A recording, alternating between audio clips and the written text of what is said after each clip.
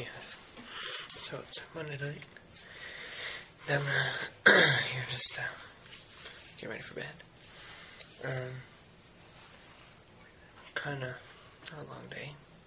It's kind of boring day, but I had Glee Club after school, and that went good. Working on our song. Then I came home and just hung out at my house for a bit, and then at about I don't know, 7, Connor came by, and we hung out at about 8:30, and then he went home, and then I don't know, just hung out somewhere. But I got up my vlogs today, and so those are caught up, and that's really it. I mean, that's all I did today. I didn't do too much. But I decided to go to bed. Thought I'd say hey.